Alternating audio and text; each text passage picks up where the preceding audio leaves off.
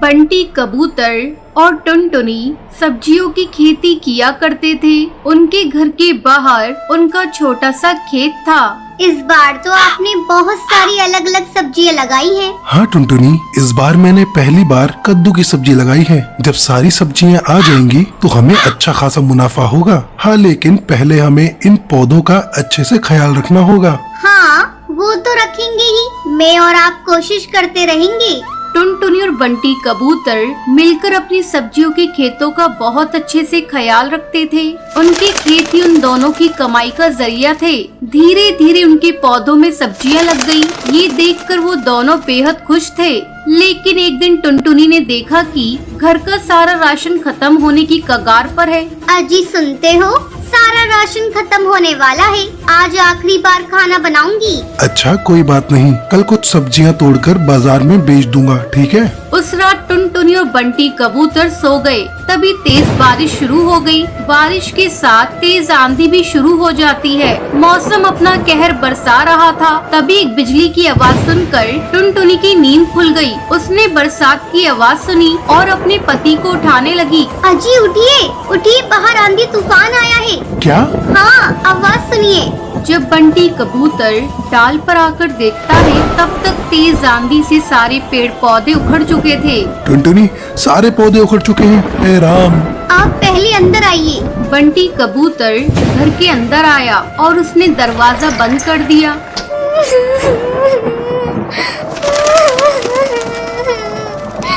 हे राम, अब हमारा क्या होगा? घर में तो राशन भी नहीं है। अब हमें भूखा रहना होगा। हे भगवान, तूने सारी मेहनत बेकार कर दी। अब मैं क्या करूं? अब क्या होगा? रो मत टुनटुनी, कुछ न कुछ जरूर होगा, लेकिन हमें भूखे मरने की नौबत नहीं आएगी।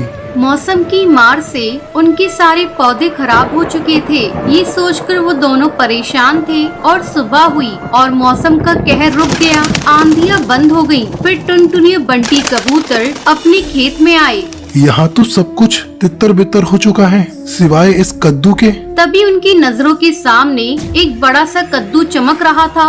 मैं सोच रही हूँ, इसे बेचकर ज्यादा पैसे तो नहीं मिलेंगे। क्यों ना हम इसे घर में ही रखें। कम से कम इसकी सब्जी बनाकर कुछ रोज हम दोनों का पेट तो भर सकता है। हाँ, तुम सही कह रही हो टुनटुनी, चलो इसे अंदर ले चलते हैं। बंटी कबूतर ने उस बड़े से कद्दू को उठा लिया और दोनों घर के अंदर चले गए। बंटी कबूतर ने कद्दू को रसोई में रख दिया। मुझे चाकू देना टुनटुनी। टुनटुनी ने बंटी कबूतर को चाकू दिया और जैसे ही बंटी कबूतर ने उस बड़े से कद्दू को चीरा तो उसमें से चिड़िया के बच्चे की रोने की आवाज आने लगी। ये क्या? आप आराम से चीरिए।